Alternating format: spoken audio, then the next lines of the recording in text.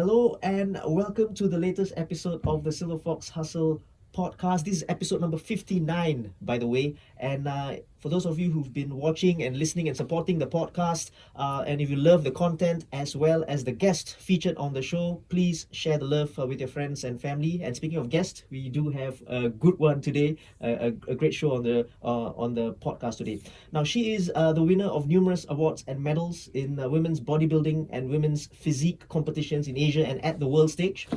She is the first Singaporean athlete to be awarded the IFBB, which is the International Federation of Bodybuilders Pro card. We'll talk about that later on as well. She is now the director of Fitness Factory Private Limited, which is now in its 16th year, I think. Yes, If I do my maths right Yes. again. And she is also an adjunct lecturer at Nanyang Polytechnic. She is also an alumni from Nanyang Polytechnic, by the way.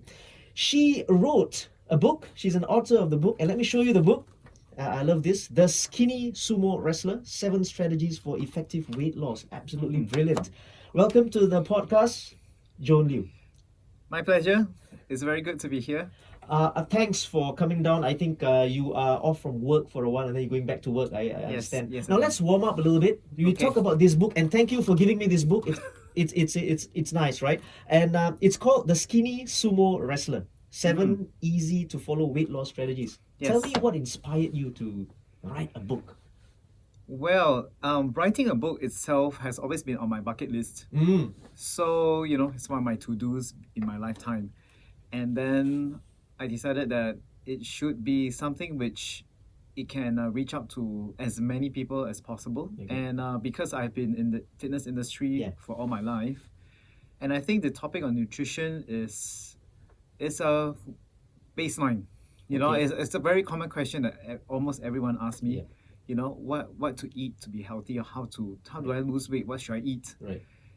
So after so many years, I decided, okay, I think it's about time that we have a book that provides a proper science-based information for a Singaporean. Right. Yeah, it's something that's written for the locals and very easy to understand. Right. Yes. I like this part because it's basically for the locals, right? Yes. And anybody, not only athletes, right? It can be for anyone. Yes, anyone actually is just somebody who simply wants to have the knowledge to know Right. how to eat to be healthy. And Yes. it's a very good point as well about the health part, because normally someone would come up to you and say, how do I lose weight? And that's it. That is Yeah. usually what people want to do, right? But how do you do it healthily? I think that is a very important part as well. Yes, and how to sustain it. Yes. Because the very common is when people lose weight and then, in just a matter of another month, everything comes back. It's like the Yeah. fat diet, right? Like keto and whatever. Yes. Right? Yeah. You can do it, and then after that it's about maintaining it. That's a problem. Yeah. Right. So for those of you who wants to get this book, is for any Singaporean, every Singaporean. It's called The Skinny Sumo by Joan Liew. Absolutely brilliant, right? Now let's go back a little bit, Joan. What was it like growing up for you? Siblings, family, and stuff like that. I have one sister. Yep. So it's just a family of 4, and then it's quite usual. Nothing, okay. nothing very different. None of my family members are competitive athletes. Okay. We just go to school. I was from IJ. All right. Yeah, we just play. For me, I played. I was active in recreational activities. That's about it. That was my next question actually. You were probably the more sportier type if you compare that to your sister, or both of you were like kind of sporty. Were you a tomboy? No, No? I wasn't. Yeah. But somehow I was very drawn into the idea of fitness. Right. And Yeah. academics wise, how did you do? I was okay. I don't think I'm in the top tier in my class back then, but I wasn't rock bottom as well. Okay. So I was kind of an average person. Right. Yeah. And sports wise, what kind of sports did you do? Except for the fitness based kind of thing, but sports wise, like I couldn't get into the gym before JC, so before that it was just very normal. Badminton, I remember, it was track and field. I medaled into like long jump, just long distance, 400-meter race. But I wasn't competing, so I was just joining my friends. Right. My group of friends, a lot of them are competitive runners. So they represented the club and represented the school. Okay. Yeah. You know, there is a story that you told when you were 8 years old, I think. That was what, primary 2 Primary 2. at the library. Yeah. What was this about? Yeah, so I think the Ministry of Education back then was very encouraging for students to pick up this reading habit. Okay. So it's in our curriculum that we have a library session. So the entire class will be sent to the library, and we are supposed to pick up a book that we like and read it for 1 week. The following week we're supposed to share with the class. It's like a book review kind of Yeah. thing, right? Yeah, that's right. So then, I mean, in one of the library sessions, I just came across this book, Keep Fit. Okay. Yeah. Somehow I was very, very interested. Right, I was like, oh, what is Okay. this? And then Okay. I flipped through. It was just a exercise book. Basically, it's just this girl in a leotards, the Jane Fonda style, Right. trying to demonstrate some exercises. I was really drawn to it, so I borrowed that book and just read it. Yeah. And somehow the following week, the teacher of all students, she has to pick me Okay. to share with the class what is the story that I had to share. Okay. So what did you share? I didn't have any story to share. I just said, well, it's a book on how to keep fit. Okay. And that was about it, full stop, right? Right. She wasn't very pleased, but the whole class laughed. So, yeah, that was it. Right. So you probably started at age 8. I mean the basic part. I mean, you're just looking at a book and say, wow, this could be interesting and stuff like that, right? Yes. But let's talk specifically about the gym part, right? Like, what was it that you were drawn to? What was it? It's especially at a young age, right? Yeah. Just being drawn to the gym Yeah. in particular. What was it? I was too young to understand. I can't really tell, but Yeah. I think it's just a feel of it because, as I mentioned in some of the interviews, Okay. the following year when I was primary 3, Okay. that was my first experience in the gym. Okay. When I attended a birthday party of a classmate of mine. Okay. So she was staying in this very nice condominium with a gym facility. So she had a party by the poolside. Right. And then there was a gym there Right. next to it. Right. And then, of course, in between, when people are doing their things, I just roam away myself, and I went into that gym room. Okay. I was pretty awed. So it was like me going to Disneyland. That Wow. feel. Okay. So I was like, whoa, what's this? It looks quite cool. And I went to this equipment, Right. and I remember very clearly it was the lat pull down machine. Yeah. Very easy to do, right? So I just looked at the diagram. I looked at the step 1 and step 2. Okay, and I tried a few reps. Okay. Yeah, at the time a few times. I didn't know what was reps, right? This was 9. 9. At 9. Yeah. Okay. Yeah. And I tried a few times. I wouldn't call it reps, right? I didn't understand what it was. Yeah. So I tried a few times, and right after that I felt like, whoa, this feels good. Wow. But I didn't know how to describe it. I didn't know why, but Right. I just love the feel of it. Right. Yeah. So it probably kicked on from there. But I can understand the part about you walking away and looking at something new and then walking into and even trying. I can understand that part. Yeah. But the fact that you actually followed on and actually liked it, you know, it's weird. if you really think about it, right? For Yeah. someone who's 9, like Yeah. just doing that and you really liked it and you actually followed and picked it up. It's weird. Yes, I really liked it, but that feel just stayed with me Yes. throughout until secondary school. But at the time, there was no gym, and then our school didn't have a gym. Yeah. But we have this room called the games room where we store all the equipment, Yeah. for the basketball, Right. netball. And there was this very small multi-station in there. Okay. Very small. Yeah. I think it's just like a leg extension with Yeah. a couple of things. But nobody touched it, and the teachers wouldn't allow us to touch it as Okay. well. So every time I go in there to keep the bean bags, Ah. I would just look at the machine. Just look. Yeah, just look. Okay. And that was all the way through the secondary school. We were not allowed to touch it. Okay, And okay. my only chance was when I reached JC. So in a real proper setting and knowing the words Yeah. and stuff. Wow, that's an interesting story. And okay, just going back a little bit in terms of your parents and stuff, right? Did they have any objections when you first started out doing it seriously? Maybe at JC, right? You got a little bit serious. Did they have any objections to you doing this? In JC, not so, because I think they thought that it was part of the sports, Right. in school with the teacher and all. Yeah. Only when I started after the JC, Okay. and then they see that I was doing very regularly, Okay. And then they start to make a bit of comments. And they could see the difference in your physique as well, as you obviously if you do it, Yeah. yeah. Yeah, and then of course they see the muscle and fitness magazines that I buy Okay. back home, right? Okay.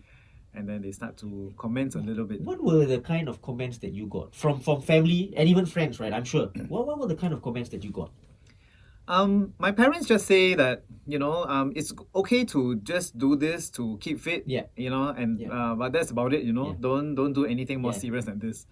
Yeah, and then my mom will go on to explain that maybe in general guys don't really like this kind of look. Okay. Yeah, so it may affect your chances of getting a guy or getting into a relationship later on. Right. Yeah. Do you think there is still this stigma?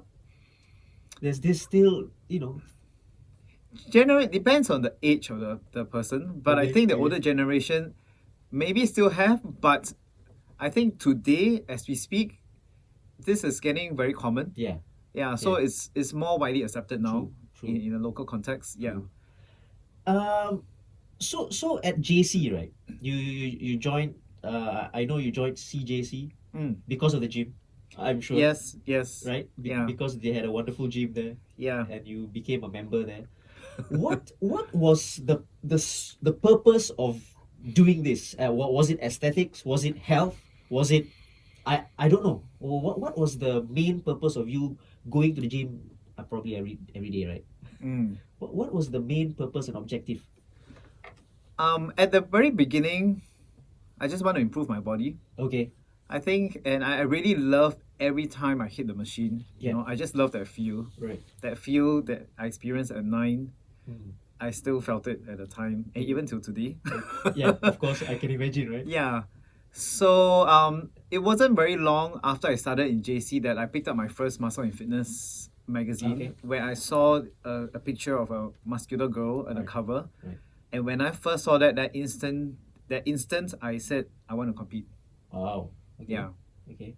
And that was my goal. So that was probably the point where you wanted to go serious. Probably. Yeah. Yeah. Yeah. I think it's very important for me and for anyone, for the matter, Yeah. to have a goal Okay.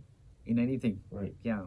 So that was probably a turning point in terms of taking it a step further, and also just moving on to your certification as a gym instructor, right? Did you take it during JC time or after that? Was it Yes. natural progression as well? Yes. I took my first certification with FISAF. Yeah. Yeah. It's yeah. So that one, it was during, I think when they first introduced it in Singapore. Okay. That was back in that was quite a long time ago. 1990. Yeah. I also can't remember Yeah, the year. yeah, Yeah, I yeah. was in JC. Or Okay. probably just on the second year. Right. Yeah. Right. Yeah. And you were already a fitness instructor before 20, right? I'm sure. Yes. Yeah. Yeah. Wow. So my first so-called official training was in school when I was with the fitness club. Okay. Yeah. Yeah. That's nice, Yeah. right? I mean, being a student and as well as trying to get people to improve on their physique and what have you. That's nice. Let's move on in terms of the seriousness part of this, right? That's when Mr. Augustine Lee came in, right? How did this partnership, if you will, right, come about? Tell me the story. Okay. Well, he was the gym that I joined after I left JC. Alright. Okay, because after JC, I knew that I was desperate for a gym because I Okay. knew I won't be able to access the school's gym anymore. Right. So I really looked around during that time, and I found this gym that's actually located in Boat Quay back then. Yeah. Yeah, it's just another end of where my current gym is. Yeah. Yes. So it was a gym that quite a lot of national athletes go to Okay. at the time. And I said, okay, I'm going to come and check out this gym. So on my last paper, which was a CMATS paper on the A-levels, Okay. still in my uniform, straight away I went down to the gym and signed up. Okay. Yeah.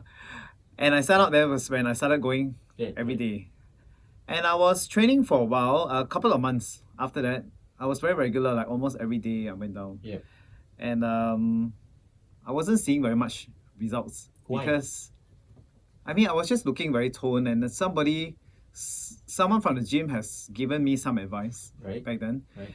but it wasn't to what I wanted. Okay. Okay, and then I think the person might be thinking that maybe I wasn't serious to Okay. say that I want to compete, because Okay. you really don't get young girls saying that you want to compete Right. back in those years, right?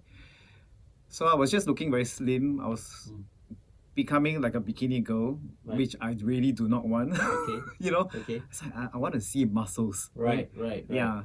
And I spoke to, and it so happened that during that period of time, it was we are going towards it was a world championship. Okay. So at the time there were two athletes, Asma Abdullah and Joe Sinclair. Okay. Wow. They came and visit the gym Yeah. just for training. They weren't training there, but they happened to pop by, and I was so amazed when I saw them in person. Can imagine, right? Yeah. Jojo Sinclair. Yes. I can remember. So I got all my courage and I went up to her. Okay. Okay. Because I was so impressed by the way she looked. She was preparing for the event at the time. And I said, hi, nice to meet you, right? Introduced myself and I said, I want to be a bodybuilder, I want to compete. So she was very surprised. But she was very pleasant about it, you know, she smiled and she listened. She didn't think I was joking, I think. All right. So I said, you know, do you have any tips for me? Because I've been training for a few months and I don't think I'm putting on the muscles that I want to see, right? Yeah. And so she asked me some questions about my training and my diet at the time. And then she says, well, first of all, I think you are not eating enough. Right. Yes, the way you eat, you're not getting enough calories. So you need to eat more to train more. I was like, oh, really? Okay. And secondly, she recommended that I should find someone to train me. Like, really train together, she says. Yeah. And she advised that, okay, it would be good, you know, to have a guy to work with you, just like how Asma and her work together. Yeah. Because she explained that, you know, for guys, they are stronger, so they motivate you to be just as strong as them. Okay. And they will really push you, right? There's no Okay. holds bar, right? Yeah. So she looked around and she actually mentioned Augustine, Okay. because he was training at the gym. Okay. Yes, every day. So she said, well, I see that he's working on himself, so maybe you can try and ask him if he's willing to Wow. Okay. train with you. So I was like, okay, I shall try that. Right. And the next day, I went up to him. With all the courage. Yes. He looked a bit scary, you know, but Right. but who cares, right? I mean, it's my objective. I want to achieve something. So I went to him and said, hi, you know, I want to compete, you know, can you train me? And I remember that he kind of like sized me up. I can imagine. From head to toe and up to the head. And he said, okay, if you're really serious, then you'll be here at 7 p.m. sharp tomorrow. Okay. Yeah. Okay. And I did. Wow. Yeah, I turned up before 7 and then that was it. The rest is history. Brilliant. Man. And it was so nice of Jojo to actually, you know, really advise you on, you know, how Yes. to do it and stuff like that. Yes, very genuine advice. Yeah. And I think that was really the turning point for me. Right? So I sincerely would like to thank her if she's listening in. Please. Yes. That's brilliant. And Yes. so, how was training like under Augustine? It must have been crazy. I remember the first session. It was a leg day. The first session. Legs, yeah. Okay. I thought that he was very gentle with me. I think he didn't want to kill me. Okay. On the first day. Yeah. I could handle, I think I thought at the time I could have handled more, but it's okay. You know, it was nice. Right. Then gradually, I mean he is a taskmaster. Yeah. Yeah, he can be very strict with the technique and all. So learn a lot from him. Right. Yeah, already at the time, you know, he was a multiple times medalist. True. Yeah. Now, just in a nutshell, right? For people who don't know this, because you said it yourself, like you were soon becoming into a bikini girl rather than the bodybuilding type, right? Yes. So in a nutshell, in summary, let's say for someone who's like in that body shape, right? Yeah. How do you get big? What is the formula, for example? But obviously there's so many things that goes into the complexities, you know, the science in it, right? But Yes. what is it in general that makes you become bigger? Diet, as what Jojo has pointed out to me at the time. So I wasn't eating enough. Okay. You know, I was too restricted. Right. Yeah, if you're too restricted, you don't have enough calories, you don't have the energy to push. Okay. Yeah. So So that's the first thing. If you want to gain weight, okay, a good lean weight, you must increase your calories to have more energy to be able to push. And secondly, your training has to come in. Okay. You need to use that energy, otherwise it'll be stored as fat, right? Right. So the training volume and the program design has to change. And the calories wise has to be good, healthy food, right? Because calories can be anything. Yes. You know. Oh, of course, yeah. The source of the calories matters. Right. Yeah. Right. I think that's very important because course. Yeah. Some people might say, okay, I want to be big, right? But I can eat. You talk about calories, right? I can eat anything I want and then go to the gym, and so it wouldn't be that Yes. beneficial, right? Yeah, it wouldn't be. Right. Yeah. Right. During that time when you were training, was there any injuries that you picked up? Like I mean, maybe major ones, and how did you overcome that? Injuries, of course, is part and parcel Yeah. for any athletes, right? Right. So yeah, I mean, one of the Asian Championship, I think it was 06. I did injure my low back when I was squatting, but that was, and usually such injuries will happen when you are doing your preparation at times like very close to the show. Okay. So it's very annoying because at the time your calories is restricted, but yet your training volume remains high, Right. and your body fat level is very low. Right. Your body is quite fatigued. Right. Yeah, so at the time we have to be very careful. Right, But right, of course, yeah, I injured my back. How did I get around it? Training continues. I just need to do a lot of stretching. Yeah. Yeah, and to find a good therapist who can release the tightness. Okay. Yes. Right. Yeah. It's interesting you spoke about the body fat and stuff, right? Mm. At your best, right? Yeah. What was the body fat like? Yours? Okay, to be very honest, we bodybuilders in general, we don't need to measure body fat. Correct. But I did try. Yeah. Okay, using the Seika in-depth body analysis, Okay. which is a medical grade equipment. They can't detect. They just say 0 because the body What? fat is so low that it's out of their algorithm. When they design the machine, it's not a normal body fat level for a female especially, so they can't detect. Wow. Yeah, but I would say based on what we see visually, it will be in a single digit below 10. Wow. I mean, if you're watching this, you should have seen my face just now. It was like, but you couldn't detect it. Amazing, man. Yeah. Now, you guys decided to make your debut in terms of competition-wise, right? Because that was your goal, wasn't it? To compete. Yes. And you decided to make your debut at the Asian stage and not locally. Why? That's right. Why? That's an amazing, in fact, on its own, right? Yeah. Why? Firstly, when I compete, my objective is I compete to win. Correct. Yeah. And secondly, those years there isn't very much competition locally. Okay. You don't find many girls even going to the gym itself, so Right. less to compete in Okay. bodybuilding, right? Okay. And back in those years, there was no such thing as the bikini or the figure, class. It's Yeah. just women's bodybuilding, Right. in general. Right. Yeah. So then, that because of that, I just decided, okay, then we should just do the Asia level. Mhm. And then for Augustine, because he's very strict, right? And then he says that you need to be very ready, and then when you first compete, you need to be there to win, and you need to be a surprise for everybody because they have not seen you before. Nobody knows you, right? Yes, and other countries, because it's also a pretty tight community, even at the Asia level, we kind of know which country, they are good at which Yes, class, yes, weight yes. class, and who will be the athletes.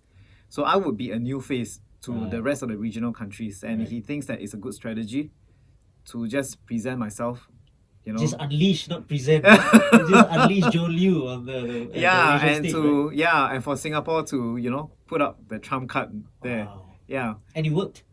Yes, it worked. And so happened as well, Singapore was hosting that year Okay. for the Asian Championship, so Right. it was good. Home And home you advantage. and you won gold. Yes, I'm on goal. The very first competition, official competition, Yeah. and the flag was raised, right? Yes. What was the Yeah. feeling like winning your very first competition and your very first time, right? And what was the feeling like? Amazing. Yeah. Amazing. It was a relief. It was like, okay, dreams do come true. And the pride, of seeing the flag and hearing our anthem playing. And it was like, flashback of how I started 7 years ago, and it took me 7 years to be there. Yeah, it was good. It was it's a long 7 years, but it must have vindicated your your reasons for coming into the sport and joining up with Augustine, and he must be very proud as well. Yeah, absolutely brilliant, man. Yeah. You went on to win many medals, obviously, right? After that, in Asia and in the US too, right? What was the competition like? Like, was there real rivalry behind the scenes, or any backstabbing, or whatever? Was there like that, or was it everybody was so chummy after that, or behind the scenes? I think generally, I wasn't. You're talking about in terms of local. Anyway, in terms of when you go for competitions, especially. Yeah. I think at the Asia level, it was okay. Yeah. And somehow, because it's especially for women's bodybuilding, it's such a small community. Yeah. But other than the language barrier, generally the athletes were pretty good with everybody else. Okay. I was pretty close with the Thailand team. Yeah.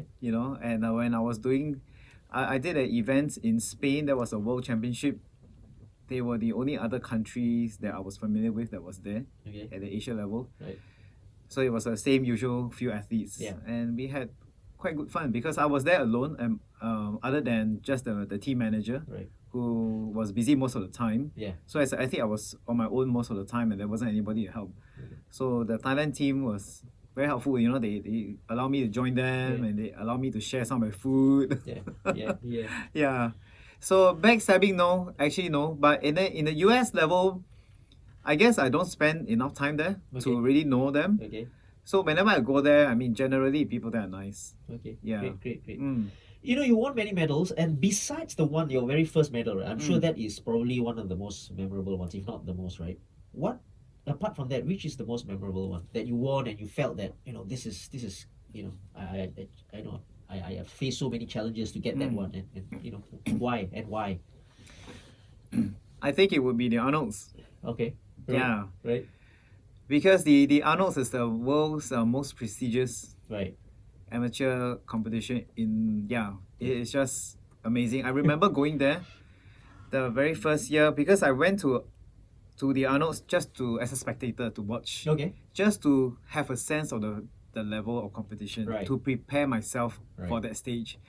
And I remember every time I go there and watch them, the girls on stage, I'll be so awed, like, Okay. how will I even look like them? Were you daunted by the task? Did you think that, this is maybe too much, or maybe I shouldn't do this? Was there any kind of thought that creep up into your head? No, it's never negative. Right. For me, it's very motivating and Right. inspiring. Yep. So I see that as like, I mean, we are all humans. So I believe if the girls can do that, why can't I? Yeah. I can do it. It's just a matter of how much work I put in. Yeah. So this is a very unique sport. It leaves nothing to chance, right? It's not like sailing where it depends really on the weather. Even though you prepare, Outside in a factors, way, in a way, or it depends on your opponent, who Right. you meet. Right. But this yes, it depends on who you meet on stage. But basically, it's if you've done your work, you've done your best, and that's about it. And this is a very interesting part as well, Yeah. because this just brought something into my head, right? In terms of the judging part, it's very. Is it subjective? Like Yes, it is. It is very, right. Yes, it is. Because I just watched a Netflix show, Bad Sport. It's called Bad Sport, Okay. and there was different kind of sports. So one episode was the figure skating one, and there was judges with whatever something bad happened, being fixed and all, right? So it is very subjective, right? Yes. And that sometimes could get into your head as an athlete, as the ones competing, right? Yeah, it is. It's quite similar to like diving on gymnastics. Yes. Yeah. But the difference is the diving gymnastics, they have open scores. Oh yes, right. Meaning right after that you can see your Yeah. score, right? This one's, I mean, our sport is not really. No, right? You can't, right? No, you can't. You only know it when they announce. But okay, this is another question. While you're Yeah. competing, right? While you're competing, and then you see the other girls up there on stage, right? Would you already know that? Well, I think I'm not going to do this. I can't. Do you already have that in your head sometimes? Do you already know? You will know where you stand. Yeah. You will know where you stand. Okay. If you are experienced enough. Okay. So, but of course, there are some people who think more highly than Yeah, of course, you know, yeah. than what they should be. But generally, you will kind of know where you stand, and then from the pre-judging, you will also have a good indication about where your position will be. Okay. Because they will do pre-judging is the time where is an event for those who are not sure how this sport works. So before the finals, we will always have two events. Okay. Yeah, it can be on the same day or it can be on consecutive days. Right. But we always have the pre-judging first and then followed by the finals. Okay. So the pre-judging is not open for public. Yeah. Sometimes they will allow public to go in, but it's not like official. Okay. Right. So that is the time where you will allow the judges to see you first. Okay. And that's when they will make the decision. Right. So the scoring that they have put on the pre-judging day would be kind of final. Ah. Maybe it might change a little bit. Okay, Right. the first place and second place, touch Okay. and go. Okay. If it's very close, then it really depends on who the judge will like. I see. Yeah, collectively. So it's also a point system. Right. But during pre-judging, they will do call out. So let's say there are, just like the Arnold's, right? Okay. There are so many competitors. In my first Arnold event, when I saw the list of competitors, there were more than 30 girls. And that was women's bodybuilding, my first year in 2013. So I was like, okay. So I went there with no expectations, seriously, because it's my first time, number one. Two, I see myself, I was the only Asian among the 30 Only plus. Asian? Yes, Okay. the 30 plus competitors there. Everybody else were like either North America, South America, or Europe, Right. or Canada. Right. Yeah, most people are there. And okay, went there with no expectation, but so if there are more than 30 people, the judges will need to group them into smaller groups Right. to be able to compare easier. Okay. So they will do what we call the call-outs. Yeah, and then they will select, okay, so usually the first group that they call out, so every judge will select number. And of course decided by the head judge there. So they will call out the potential top 5 first. Right. So if you are in the first call-out group, your chances of top 5 will be there. I understand. Right. Yeah. Right. And then they will do the second call-out and a third So call-out. in the pre-judge, right, you got to be on top of your form, basically. Yes, that is the time. Yeah. Yeah, not the finals. Okay. The finals is just to, kind of wrap up, present a good show for To the the audience, right? To the audience, I didn't know this. That the pre-judging is actually the main. Yes, the main one. Amazing. And you competed last in 2019. Sorry, you didn't tell me what position you came in for Arnold. The best ever. I won I competed the Arnold's for 4 consecutive years. Yep. Yeah, because during those time, the Arnold's was the only way for a non-American citizen to earn a pro card. Okay. That was my main aim. Because after winning in Asia for 10 years, I decided, okay, I'm not going anywhere. I have to do better. Okay. Because it's more a personal motivation. Right. And somehow on my final year, 2009, when I was in Asia, doing the Asian in Pattaya, Thailand, I was backstage and I met up with Sazali Ahmad, who is the world champion from Malaysia. Okay, so he came to me and he says, I think you should just do international. Just stick to that. You're very good. Yeah. I think you should just stop Asia and just go Yeah. for a higher level. Right. So his words again is another turning point after Right. Jojo, right? Yes, So I was like, yeah, you're right. I was feeling a bit blah in terms of motivation. Okay. Because it's after a while it's not about winning anymore. It's just how am I going to improve? If I'm just going to win every time I compete, there's no personal improvement, I feel. And there's no comparison for me or someone better for me to push myself, right? So the only way is to get out of Singapore. Nice. So 2010, that's where we started to compete at the NPC. And once we started that 2010, that's where we started to go together, Augustine and I, to watch the Arnold's every year. I see. And then 2013, I did my first Arnold's. Yeah. No expectation, right? And it was for women's bodybuilding. I came in second. Wow. Yeah, I was very shocked to be called out on the first call out. I was like, okay, not bad. Wow.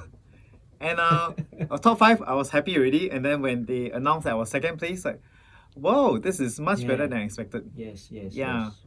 And then I went to find out a bit more. How do I earn my pro card? And I realized that, okay, I have to win the Arnolds, and not only to win, but I need to be the overall winner, because there will be like a different class, and then from there they will get the top winners for each class to compete again, Okay. and then the judge will select Yes. like the main overall winner. Yes. So okay, second place, one place short. Okay, so let's try again. So I did it again next year, but after the first year, 2013, IFBB announced that they're going to scrap women's bodybuilding Wow. from the Arnolds, Okay. as well as the Olympia. So they're going to replace it with women's physique. Okay. Then it's like everybody didn't know, okay, what's the judging criteria? Oh my God, Yes. no. Yes. So that eliminated a lot of girls who are pretty big, you know, in the US. Okay. So for me, okay, you know, no problem. Right. Right. Still right. can switch. Right. It's kind of they just want to encourage the maybe back to the old school women's bodybuilding. So what's the main difference then between physique and bodybuilding? They want to okay, firstly we are able to wear at the amateur level, we are able to wear like sequin bikinis and all. Okay. And we are supposed to have some accessories. Okay. Whereas bodybuilding, you're not allowed to have any Yeah. accessories. Okay. And they just want to have the feminine Right, look. And right. of course the poses, they are a little bit different. Okay. So bodybuilding, there's 7 compulsory poses. Mm.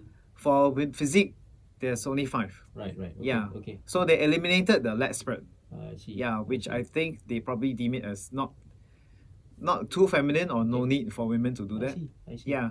So I did that women's physique for in 2014 for the Arnolds, and I won. Ah. Right. Yeah, so that would be the second most memorable Nice. in my competitive bodybuilding Nice. career. Nice. Yeah, again it was a shock, but then okay, now after winning, right, they will put me with the winner for the short class. Okay. So they didn't give that to me though, Okay. unfortunately. Right. So the overall winner for 2014 went to Brazil. Okay. Yeah. Then again, I was again one Short. play short.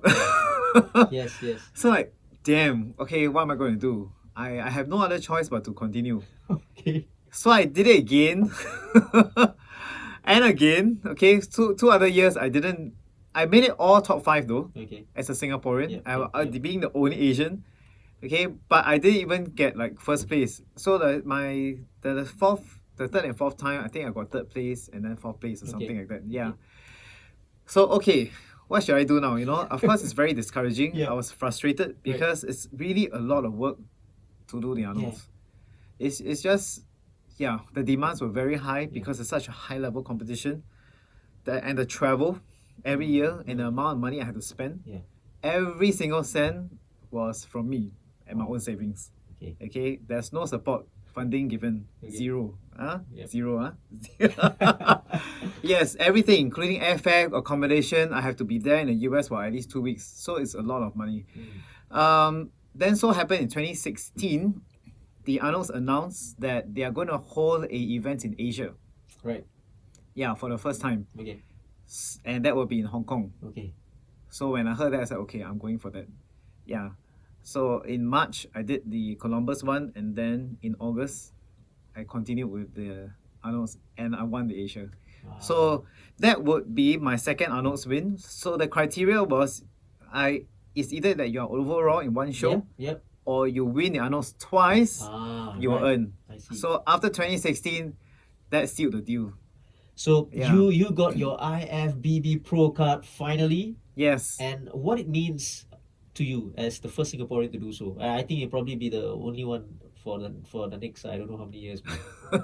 What does it mean to you? Well, that was my goal. Again, you know, back to how I felt when I won my first gold medal. Dreams do come true.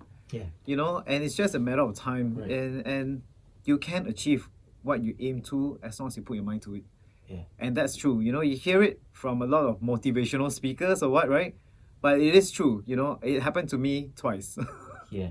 Yeah. Brilliant. And I just want to touch on the things that you said just slightly earlier on, the sacrifices, and it can be a lot of things, right? It can be money, time, spent with friends, family, whatever. For sure. It's and again the nutrition part as well. That's a sacrifice, because how do you maintain that? It's to me like a layman, right? It's ridiculous to actually maintain that, like almost the. How do you do it? What were the sacrifices that you made? Besides the money part, obviously, right? I think nutrition wise, I'm just very used to the idea of eating well. Okay. I wouldn't say diet because Yeah. a lot of people, associate the word diet Yes. with something quite negative. Right. So for me, it's just eating well, and I think it's a mindset thing. It's very important. Is it now a routine already? Because you've been doing it, right? So it becomes a routine? Yes and no. It's more to a lifestyle. Right, I would prefer to call it a lifestyle. It's like I eat for function. I eat to survive, and I eat because I need the nutrients for my body to achieve certain things, like for me to maintain health, to have enough energy for my training, to have enough energy for me to work, enough energy for me to recover.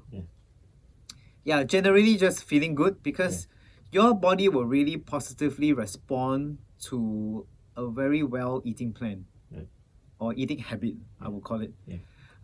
The sacrifices will come in when I prepare for competition, especially when it's okay. Back then when I was doing Asia, I was younger. Okay, of course age matters. And I just simply have to, in my earlier years in Asia, I just have to cut sugar, cut fat, and then I can get six-pack very easily. Right. Then of course, when you hit the decade, Yeah. it will be a bit different, right? Right. So once you're in 30s, then it will be a bit different.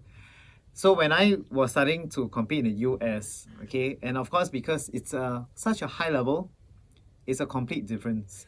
Even when I started in 2010 with NPC, okay, I did a complete change.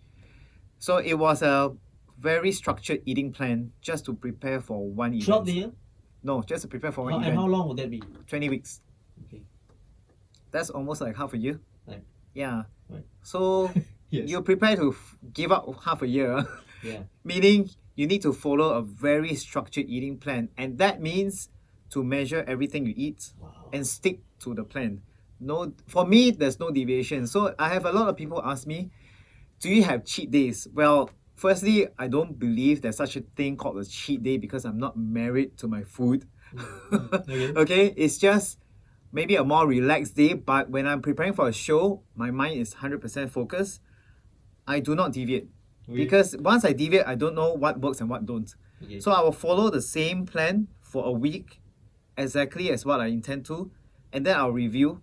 Okay. Yeah, at the end of the week, and then I'll make the change if needed for the following week. If there are no changes, then you do that every single week for 20 weeks.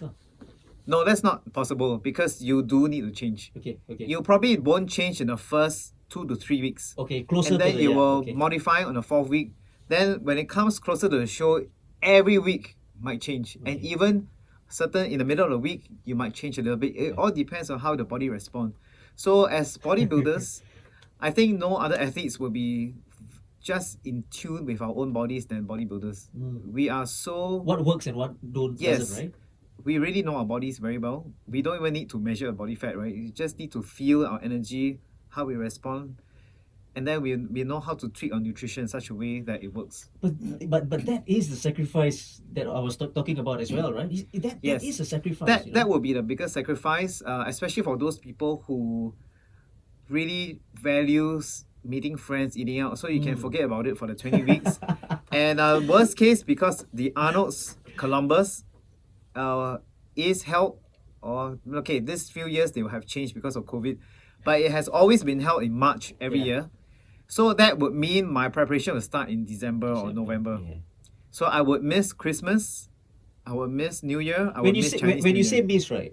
I mean you don't go out at all. Just to avoid lah, basically. Yes. Because if you do go out, then Yeah. the temptations is or whatever, right? Yeah, I won't be meeting up with friends. Yeah. Wow. And even if I do, okay, I will select maybe 1 or 2 in the house, and then I will just not eat. And yeah, so Chinese New Year, no visiting because Competition it's mode. really- yeah, I don't have the energy as well. Okay. So all the energy you need to invest in your training. And I heard what you said. If you want what six packs, right? No sugar and no fats, is it? Yeah, Those two things. Those are the two main things, lah, basically. yeah, Right. yeah, Complete zero sugar. yeah. Refined sugar, lah. Refined sugar, lah. Yeah. Other than fruits, other than that, Nothing. yeah, no dessert, no nothing. Okay. Mm. But carbs, okay. Yes, carbs is okay. Carbs okay. Because your body needs carbohydrate for training. Right. That's very important. Okay, so if you are listening in, guys, it's no sugar and no fats for your abs, right? I think that's what we always want that. Again, it's that was amazing, right? So some things that we didn't know and stuff like that. It's amazing. And let's go move on a little bit forward, right? And by the way, your last competition was 2019. Any plans moving forward in terms of competition in bodybuilding and physique? Yeah, I have stopped past 2 years because of COVID. It's not possible to travel, Okay. and looking at the way it's going now, I think things are not as easy. Yeah, it may be possible to travel, but it won't be that easy Okay. for next year. Right. And I think in terms of these 2 years, I kind of looked at my life plans. Probably competition would take a step back at the moment because there are other priorities in life, Right. such as my business. Yep. Yeah, and then of course my parents, they are getting old, Okay. and there are some health conditions Right. which needs my attention. Beautiful. This is a beautiful sec because we move on to your business, fitness factory, right? Yes. You started this like I think I said what 16 years just now. Yeah, 16 years? 2005. 2005, right? Mm. What was the inspiration behind that? Starting out on your own. We felt that it's time Okay. because we just came back. When you say we, means it's Augustine and Right, myself. okay. Yeah, we left. Back then, it was a Ray Wilson California Fitness when we first started, and we worked with commercial gyms for 9 years, 8 years with that company, and another year to help out with True Fitness in Malaysia. Before we came back, and we decided, okay, since commercial gyms was the big Yeah. thing at the time, back in those years. Yeah. But having worked with them for so many years, we knew what the market wanted and the clients wanted rather. Okay. They just needed good, proper service, good expertise for them to achieve the results. Right. Okay, people are not really looking for big swanky facilities anymore. I think the service is the backbone of any of the fitness companies, and we decided, okay, this is the direction to go. Let's start this with just ourselves, our expertise. Right. Yeah, we are the veterans in the industry in Singapore, so okay, yeah, why not just start it? And it wasn't easy because we really started with nothing. It was just with our own bare hands. And we started to just inform people, that we are back in Singapore and we are here to provide service. Right. And people just started to look for us. Nice. Yeah, Nice. and that's how we grew. Then we hired our first trainer in the end of the first year. And we moved into Boat Quay. We finally got our own location. Okay. Yeah, in the second year, and we are there till today. Wow. And it's been there ever since, second year till today. Boat Quay. Nice place. Yeah. Right, nice place. Yeah, it's a nice location. Right. Mm. What were the difficulties you faced? Wow. Because it's different, isn't it? Like business and Yeah. competing. It's same in terms of maybe the discipline, the mindset, but Yes. there are differences. Yeah, I think every entrepreneur will agree that running a business is really not easy. So for those of you who are really thinking, that wow, isn't it so cool to own your own gym? It's really not as cool as you think it is. It's a lot of work involved. Yeah. You really have to have the passion to be able to sustain so long. I think we are probably the only company that has sustained over Yeah. this long, Right. and having a no membership model, and we are still specialized only on one-to-one customized training Oh, okay. since day one to now. So there's no membership, right? No membership. Right. So our clients come in here on an appointment basis. Okay. The facilities, we are very well equipped boutique gym. Yeah, and the trainer is by appointment basis, so your trainer will be here waiting for you every time you come. Ah. So all you need to do is to turn up.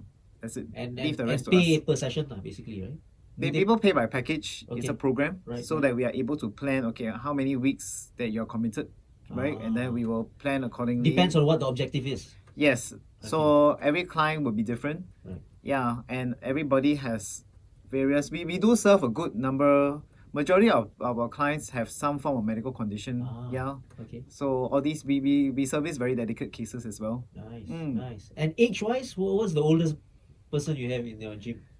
Oh, because it's customized, it varies quite a fair bit. Right. Even though our bell curve, the general population, most of our clients were probably in the mid-30s to mid-50s. Okay. But we have clients as young as 8. 8. Yeah. And up to 93. Wow. Yeah. What does a young person at 8 Yeah. do in the gym? This Okay, is basically interesting, man. for children Okay. below 12, their objective is mainly to improve their sports. Okay. Yeah, so the Okay. parents will bring them there, or they have an injury from certain sports. Okay. Like a tennis player, we have a young tennis player, Okay. and because he's very skinny and he plays a lot of tennis, so he's got some overuse injuries. So the father brought him in for some rehabilitation, some strength training, Right. because strength training is the base for all sports, no matter what sports you are. Okay. Yeah, it's important to really just strength and conditioning part. But of course, for children, the program design is different. Right. That's why for our model, it's not a problem because everything is customized. Right. Yes. It's not a one size fits all. That I think that's very No, important. for sure it's not. Yeah, because it wouldn't serve the purpose. Yeah, and strength training is something which people need to understand that it's really not that simple to know what really works for you and the technique. It's not going to the gym. It's not just looking at. Okay, it's simply like how my first experience in the gym, right? I read the instructions, the lat pull down machine, and I see step 1 and step 2, and I followed the diagram. Yeah. I like the pump, but Yep. if you expect to see some progress just by looking at the diagrams and reading from books, it's not going to happen. Yeah, it Sound has advice. to have a plan. You need to know the right technique of doing so. Right. It's the same as if I want to pick up golf. I read books and then I can learn how to play golf. It doesn't work. You need a professional coach. Right. You need someone who's experienced enough to be able to see are you doing the right thing, Yeah. okay, and to be able to correct your technique. Right. Mm. Great point, and it's a good thing, and it's a nice thing as well. You're talking about reaching out to people from all ages, as well as trying to fix problems in a way, so to speak, Yes. right? I think that's nice. Yeah. Would you think that you talk about maintaining top quality in your business, right? Mm. And of course, with top quality, you talk about top quality instructors and what have you, right? Does it? I think the main thing has got to come from that person himself in terms of the passion. Do you think that is the main thing that pushes your business forward? Yes. So the trainers must share the same vision as you. Right. Because Augustine and I share very strong vision and our passion for this. Right. We just want to give nothing but the best. Right. And we want every client, so our motto is every client has to leave the place after every session feeling better than when they first came in. They have to feel good. Yeah. So that is kind of objective that you drive into your team, and then they'll deliver that to all your clients. Is that difficult to do, to find Yeah. people who are like that? Yeah. It's not easy to find good people. Yeah. So, but we can over so many years, right? Yeah. So people who are with a team, they would share the same passion. Right. Yeah. People who come in here, okay, it's not necessarily that someone likes to work out. I want to be a bodybuilder or aspiring bodybuilder. They come in, they can be good trainers. It's different. To know, or to have the passion to train yourself and the passion to train other people, it can be mutually exclusive. It can be. Yeah, and it's different as well. Yes. And I'm coming from the sports background and coming from the coaching background as well. I know this as well because I can play the game well. Yeah. I can maybe I took up some courses to coach, to get certified, but it's different when you get out there and try to impart knowledge. It's different, and I understand that part, and it's very that's why I asked you the question: is it easy to get people like that who are to have the same vision as you to go out there, right? Yeah. You also do a little bit of adjunct teaching, right? And NYP, the place where you studied your sports and wellness, I believe. Right? Yes. So how's that been? It's okay, good. Yeah, that's good. Well, I guess I haven't been doing that as often. It was just, some time back. Yeah. It's as and when they require, some assistance, and they just ask whether I'm able to just come in here and help out hour or two. Yeah, I'm also involved in teaching for personal training certificates like FISA. That was my first, certification course that I took. Right. And till today, I'm still helping them out. Nice. Yes. Nice. And usually I'll teach on the topic of nutrition. Okay. Mm. Right. Yeah. Now let's before we wrap up, right? Just a few things and some personal views and about the sport itself or anything like that, right? Mm. What are the misconceptions about the sport of bodybuilding, you think? Okay. Well, misconception plenty.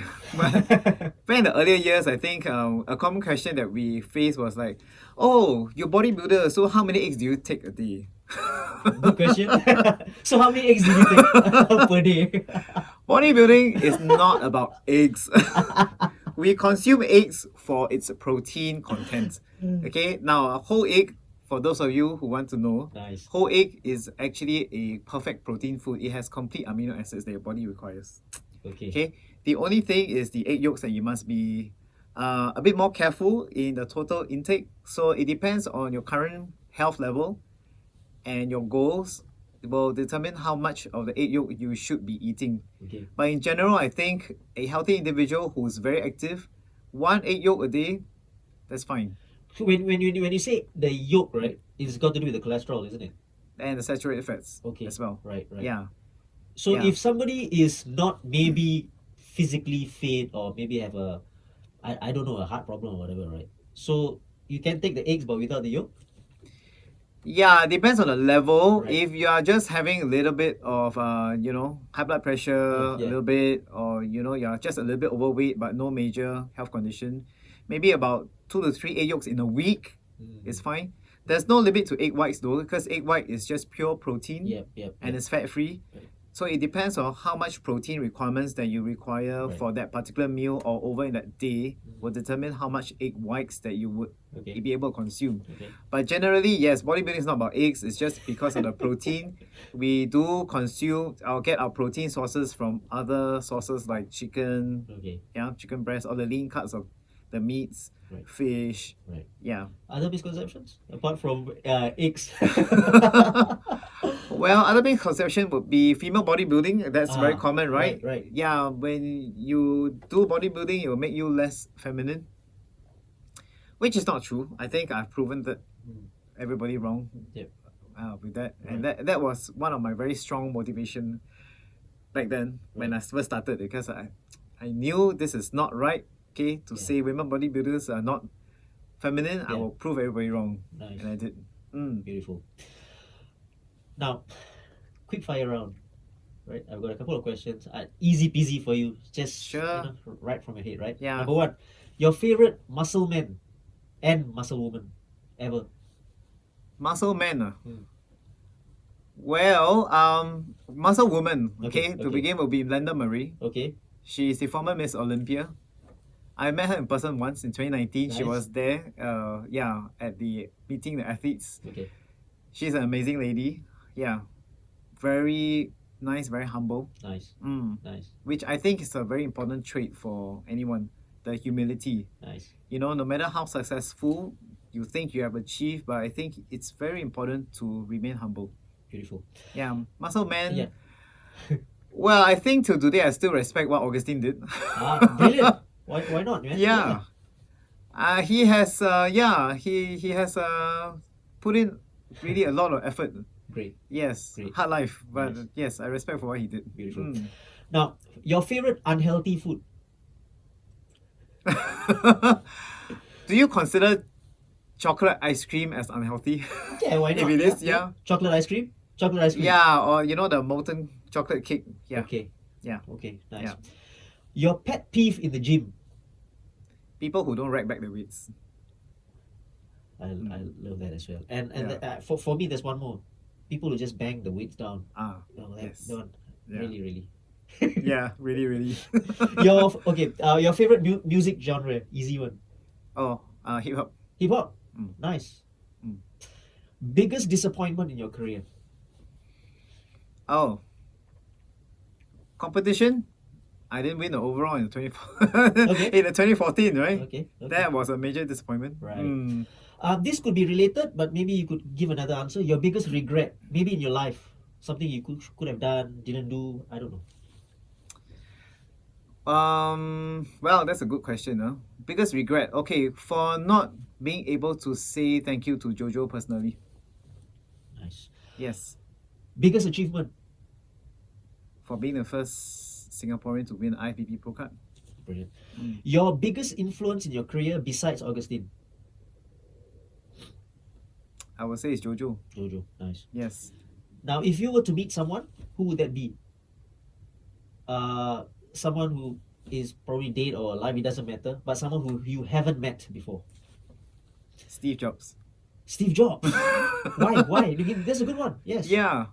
Well, I think he's really a visionary. Yeah. Yes. And till today, I mean, you see almost everybody is using Apple product. Every business. It's everywhere, man. It's everywhere. Yeah. So it's just amazing. He's way ahead of his time back then, you know, to have that vision so far ahead, to see, you know, what the world could be, Yeah. and to create the products to make that happen. Brilliant. Yeah. That was it. That was the quick fire. Brilliant. Nicely done. Okay. Before we leave, Joan, any advice for newbies in the sport of bodybuilding and anyone who wants to make it big in the sport? I think you're the right person to give this advice. Right. I think if you want to make it big in sports, it's a good goal. Okay, set yourself a target, and don't lose your focus on that. But what's important is your attitude when you're bringing yourself towards that destination of yours. You must have the right attitude. Okay. Again, you know, back to my emphasis on staying humble. Okay.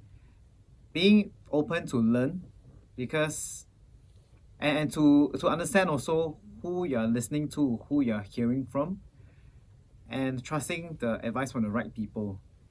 Yeah. Don't think that, you know, okay, this one I know already, and you know what I'm doing is right. Yeah. Be always open for feedback and Right. yeah, and criticisms. I like that about the humility part, as well as, you know, getting advice from the right people as well, because there are many around. Yes. There are many around, right? Many. Yeah. And people would just be coming to you and say this, say that, and things like that. Nice. But there are also people who will just be telling you, oh, you're so great. Yeah. You know, I think you look awesome, but even though you didn't win for some reason, right? Right. You know, you look awesome, you're the best, you should have won, but Yeah. you really reflect, you know, like, okay, if I didn't win, why? Yeah. And how? And if How you're do I if you're the best, then you didn't win, right? Yeah, you know, that kind of thing as well, Yeah. right? You know. Yeah. Nice. Joan, thank you so much for being on episode 59 of the Silverfox Hustle podcast. It was a pleasure. It was my pleasure. Thank you you. so much. I really enjoyed it. Yes, and viewers and those listening in, this is the Skinny Sumo Wrestler, 7 easy to follow weight loss strategies. This is the one. All right, go and get it. You know, I'm going to read this. Confirm plus chop. I'm going to read this. And again, thank you so much. This has been episode number 59. If you haven't already, please click on the follow or subscribe button on YouTube, Spotify, Apple podcast as well. And till the next episode, the hustle beats talent when talent doesn't hustle. Cheers. Cheers. Thank you. Bye.